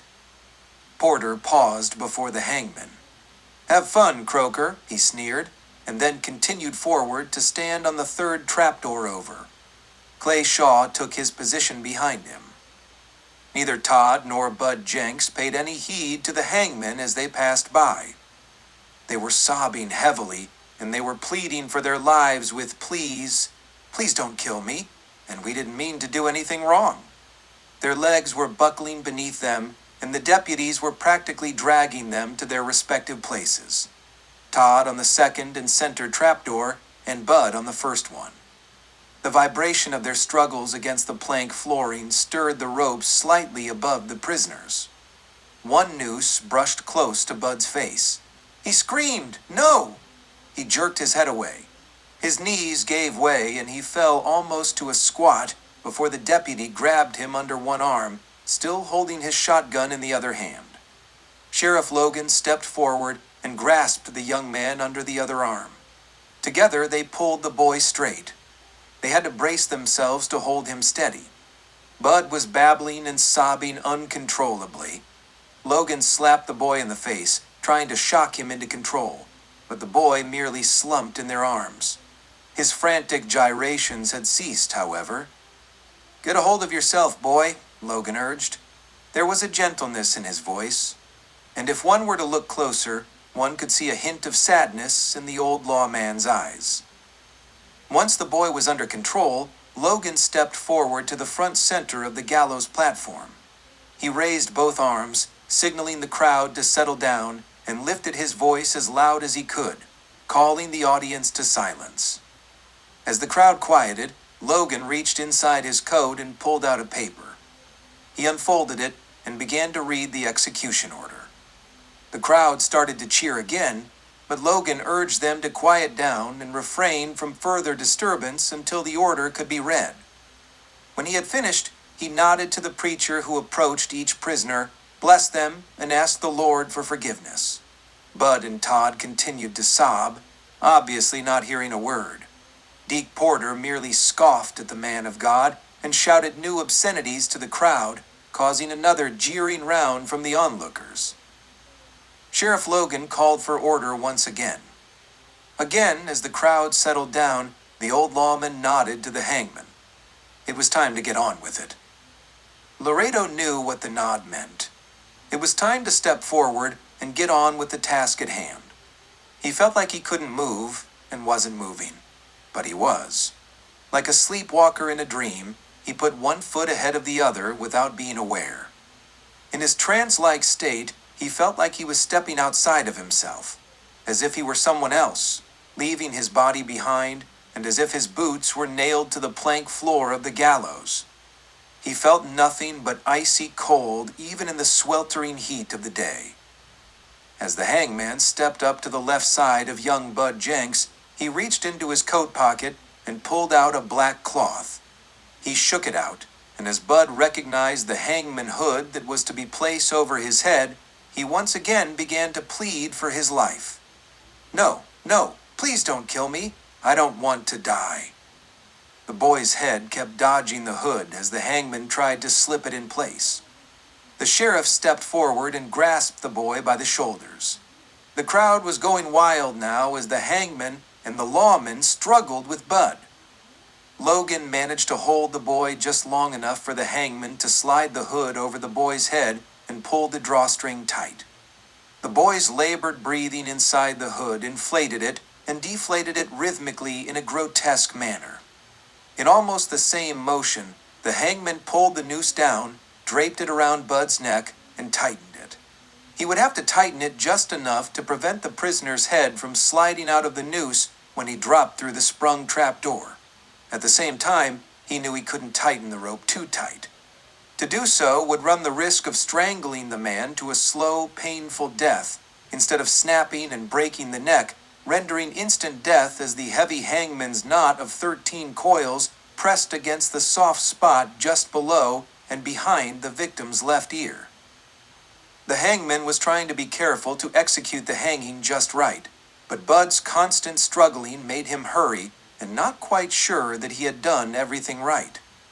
Then, as it appeared that the rope was in place, Logan nodded to the hangman, released his grip on the boy, and stepped back out of the way. As if in automatic response, Laredo reached for the release lever and pulled it forward. The trapdoor snapped open with a sound almost as loud as a gunshot. Young Bud Jenks fell through the opening like a sack of grain. The rope's slack played out and stretched tight. The boy's body jerked to a halt. It bounced upward a bit and back down again. But then it was clear that something had gone wrong. The crowd gasped with surprise and then burst into a roar of laughter and cheers as Bud's legs kicked wildly about like a puppet on a string. If the crowd hadn't been so loud, one could probably hear the gurgling, gasping sound of Bud Jenks choking to death. Even in his self-imposed trance, Laredo realized that he had botched the job. He stepped quickly forward to gaze down into the open trapdoor hole before him. He felt even sicker now than he had felt all day. In his haste and inexperience, he had sent this poor boy to a hideous death. Unbelievingly, he stared at the gyrating body at the end of the rope. The roar of the crowd was just a ghastly drone in his aching brain, almost as if it didn't exist and the whole world was now moving in slow motion. It seemed like forever that the young man's legs kicked through empty air. The rope swung violently about the square opening, side to side, back and forth, corner to corner. Seconds dragged by, and the kicking began to lessen until there was no more. Bud Jenks had finally succumbed, and he dangled limply at the end of the rope, swaying back and forth. The rope's movement finally came to an almost halt. Just a little swaying back and forth. The rope creaking against the overhead beam. The crowd was going wild now, and Logan was trying his best to bring it under control. Occasionally, he would cast an accusatory glance at the hangman, and Laredo knew he deserved it and tried to look away, but he couldn't avoid the truth. He kept his eyes fixed on the sheriff, waiting for the crowd to settle so he could get on with the rest of today's nightmare. The crowd was almost quieted when Logan cast another glance at the hangman, nodding for him to continue. The old man's eyes burned with anger and disgust. The hangman stepped toward Todd Jenks. Oh, how he didn't want to look at this boy. How could he ever atone for what he had just done to his brother? Todd was no longer crying, nor begging for his life. His face was now a mask of anger and rage. He growled through clenched teeth, "You filthy, murdering bastard!" He spat in the hangman's face. The spittle dripped down Laredo's left cheek. He made no move to wipe it away. He deserved it, and much more. "I'm sorry, son," he wanted to say, but he knew it would be pointless. All he could do now was to get on with it. He reached into his coat pocket and withdrew another black hood. "Put it away. I don't want that," Todd growled. "I want your face to be the last thing I see before I die, and I'll be the first one to greet you when you get to hell." "I don't think I'll see you in hell when I get there, son," Laredo thought to himself. He nodded to the boy and stuffed the black cloth back in his pocket. He then moved behind the boy and a little to the left. He reached for the noose and dropped it over Todd's head. The boy cringed and closed his eyes for a moment, then opened them wide, staring straight ahead, standing perfectly still and waiting. The sheriff was still glaring at the hangman. He'd better not mess this one up, was the message. Laredo didn't need the warning, for he was already telling himself to do it right. He owed at least that much to Todd Jenks and his brother. This time, he would take his time. Granted, Bud Jenks had not given him a chance to take his time, but that was no excuse. Bud had died horribly, and it was totally Laredo's fault, no matter what. Carefully, he tightened the noose to just the right size. The coiled hangman's knot was placed precisely where it should be behind the left ear. Then, with a deep sigh, he reached for the lever that would release the trapdoor. His fingers gripped the handle, slipping a bit in his sweaty palms. His upper arm muscles bunched. Closing his eyes momentarily, he pulled the lever toward him. Once again, the trapdoor fell open with a loud snap, and Todd Jenks now plummeted through the opening. Again, the rope's slack played out, and the cord stretched taut, and the young man's lifeless body hung limply at the end of the rope. His neck had snapped just as it should have, and the boy died instantaneously. This time, there had been no gasp from the crowd, but once it was obvious that the boy was dead, the crowd resumed its heartless cheering. A boy had died, and this was merely entertainment for the supposedly good people of Plainview, and they weren't even aware of their own evil souls inside of them. The hangman didn't bother to glance at Sheriff Logan. There was no approval to ask for, and he didn't need any nod from the lawman telling him to continue. His anger had doubled and tripled as he had put those two young boys to death, and now rage permeated his whole being.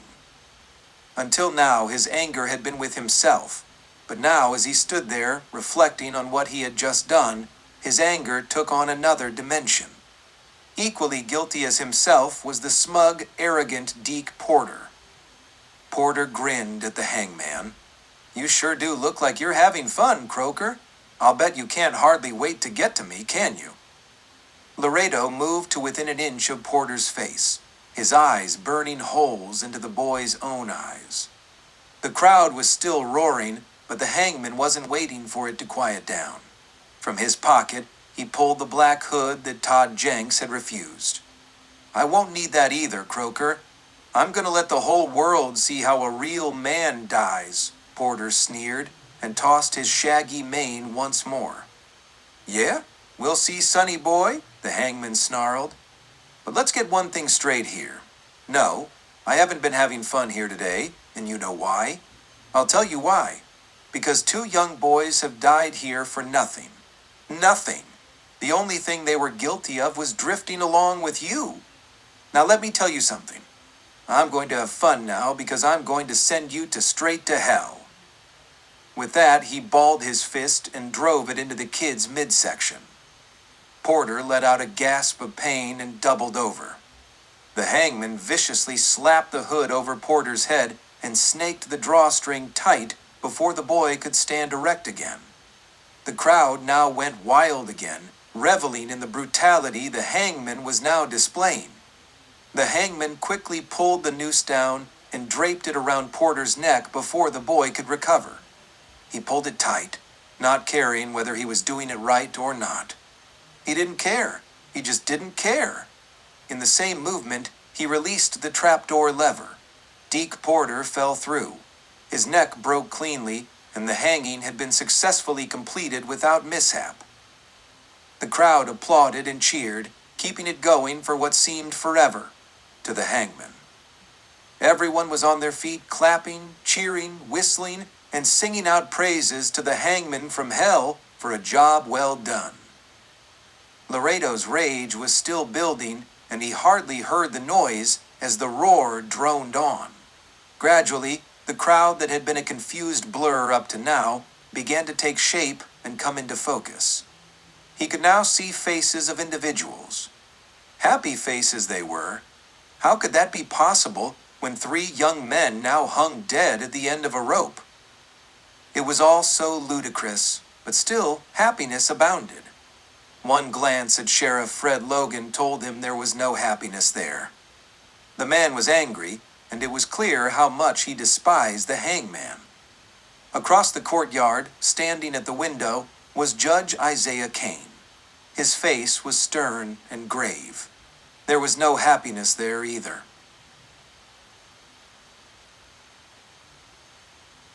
Chapter 13. Dan Greer raked his rolled spurs against the bay's sides, urging the animal to greater speed. The horse's breathing was labored with the prolonged exertion in the stifling heat of the early afternoon sun. The animal's chest and flanks were heavily flecked with foamy lather. He was beginning to falter, and there was a bit of beginning stagger in his stride. Many times Dan Greer had put his mounts to punishing speed, but usually that was because there was a posse on his tail. But today, there was no one behind him. He had successfully ridden into Plainview, scouted out the town and bank, and had left town totally unnoticed. The town of Plainview was now 2 miles behind them. There was no apparent reason for Greer to push the animal so hard, other than pure meanness, and he was in a hurry to get back to camp and stretch out in the cool shade of a tree for the rest of the day. As he rounded the next bend, he approached a copse of trees. He pulled the bay up short, slowing him to a walk, and then angled him off the road and guided him between the trees for about 20 yards before turning him into a narrow, freshly made trail through the brush. Once through the brush, Greer found himself on a grassy embankment that fell away to more brush at the bottom. He turned his mount to descend the steep pitch and sent him downward. The animal practically slid down the bank, almost sitting back on his haunches, digging up dirt and rock that rolled away under his feet. There was another fresh trail through the brush at the bottom. Greer turned into it and soon emerged in a thicker grove of trees. Ben Tolbert and Art Slocum had been sitting on the ground, their backs leaning against the trunks of 2 cottonwood trees. They heard the approaching rider first before he appeared from out of the brush. They had been waiting for Greer to return from town and had no reason to expect the rider to be anyone else but him. But, at the sound, they both tensed and waited expectantly until they saw for sure it was their partner. "How'd it go?" Tolbert asked, jumping to his feet and hurrying to meet Greer before he had time to dismount. He was brushing off the seat of his pants as he approached. There was still a little soreness in his shoulder from the wound he had received 2 nights ago, but it was healing up nicely. "It's gonna be a piece of cake," Greer chuckled as he stepped down, carelessly dropping the reins to leave the horse ground hitched. The bay blew and shook his head. Foam dripped from his mouth and he gnawed at the bit. After the parade, the streets cleared out. Everyone headed off to the hanging, and the rest of the town was like a ghost town. Not a soul around the bank, and not a lawman in sight. Hell, we could have knocked the bank off today and had it over with, instead of waiting till tomorrow. "We probably could have," Tolbert agreed, sounding just a little disappointed that he had put the job off for the next day. It was still good to see how things were today. That way we know just what to expect. Tomorrow is the big show. The attraction is bigger, and people will be more anxious than today. Besides, with no parade, the town will probably clear out sooner, giving us more time to get in and get out. For sure, all the lawmen in town will be at the hanging. They won't be expecting us to knock off the bank. Hell, if they were expecting us at all, they'd be expecting us to try to spring the boys. And the only place and time we could do that would be when they had them near the gallows and had taken the leg irons off. Even at that, it would be pretty risky business, boss. That's why we're not doing it. We wouldn't have a snowball's chance in hell of pulling such a thing off. So we're just going to let the law hang 'em?" Art Slocum said as he approached his 2 compadres. "We got no other choice, Art. It's too bad, but that's just the way it's got to be." "Doesn't seem right," Slocum said sadly. "If it had been Dan and me that got caught, I suppose you'd let us swing too." He tossed a glance at Greer, hoping to build some alliance. "That's right," Tolbert said flatly, then grinned. "Just be glad it wasn't you. Instead of swinging tomorrow, you're going to become rich men. Be happy, old man." "I dunno," Slocum murmured. "It just don't seem right." "Just what kind of a hangman are you?" Judge Isaiah Kane blustered. "You're supposed to be a professional. The so-called best in the business. How could you have bollocked things up so bad? Hell, a schoolgirl could have done better." "Maybe you should have hired one," the hangman said, trying to sound glib and unnerved. They were standing in the judge's office. Kane had not even invited the hangman to sit. When the hangman entered the room, leaving Clay Shaw waiting for him in the courtroom, the irate judge had jumped up from his desk and darted toward the hangman. His face was red and full of rage. "It might have been cheaper," the hangman added, as if this were a laughing matter. "Funny man, aren't you?" The judge snarled.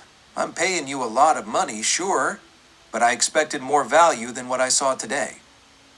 "I failed to see the problem here, Judge. You wanted 3 men hanged. I hanged them. They're dead. What difference does it make? Dead is dead. The job's done. What more do you want?" "What more do I want? I'll tell you. I want a neat, proper job. That's what I want." "What you're saying is that you want it to be all pretty. Well, it isn't pretty. What I do is not embroidery. Whether it's done right or not, it's still an ugly business.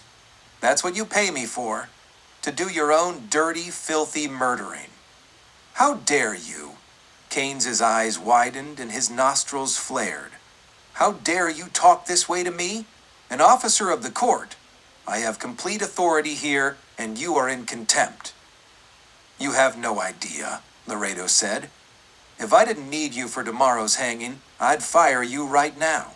The judge's eyes narrowed, and he added, "But I won't. And you understand this. If you botch things up tomorrow like you did today, I won't pay you 1 red cent." "Oh, I'll get paid, Judge," the hangman said. "Someone always pays." "Don't you dare threaten me," Kane growled. Laredo remained impassive and said nothing. "Now get out of here," Kane ordered. The hangman sat his hat back on his head and made for the door. Just as he reached for the knob, the judge ordered, "Tell Clay Shaw to come in here. I want to see him." The hangman nodded, pulled the door open, and stepped through. Clay Shaw was lounging in the witness chair. "His Honor wants to see you." He threw a thumb over his shoulder at the open door. The words, "His Honor," had a tinge of sarcasm attached to them.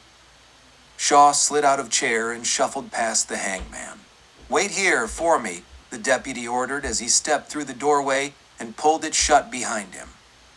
"Yeah, right," Laredo thought to himself. "Are you sure this man is who he says he is?"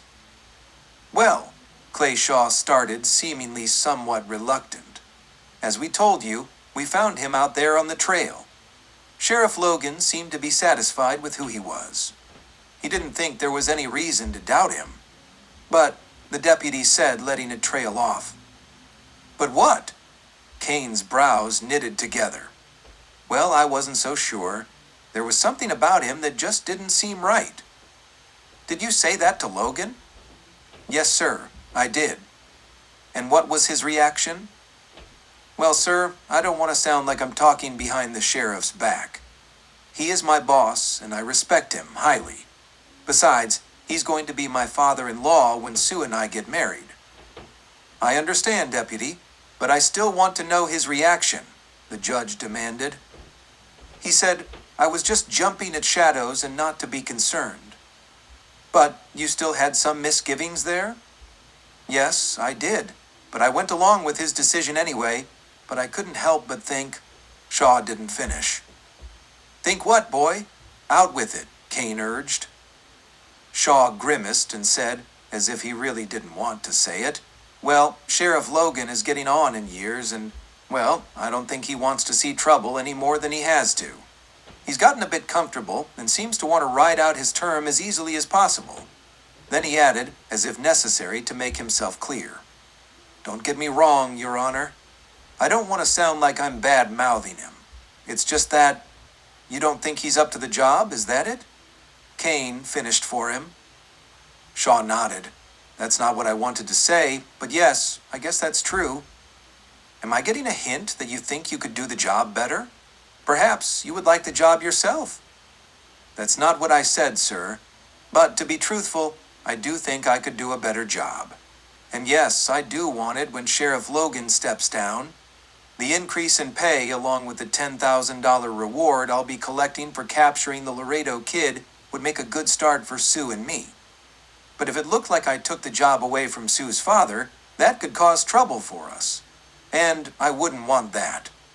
Of course not, the judge agreed. But it was obvious to Clay Shaw that he had been successful in planting the thought in the jurist's mind. Getting back to Dillard, the judge pursued. He didn't impress me as competent today. I'm not so sure that your first assessment of the man was wrong. But if he isn't Henry Dillard, then just who is he? Shaw countered. I don't know. A man on the run, an outlaw, or grifter. Maybe he just wanted to cash in Dillard's reputation and claim the hanging fee. Who knows? There was that other man out there, Shaw put in.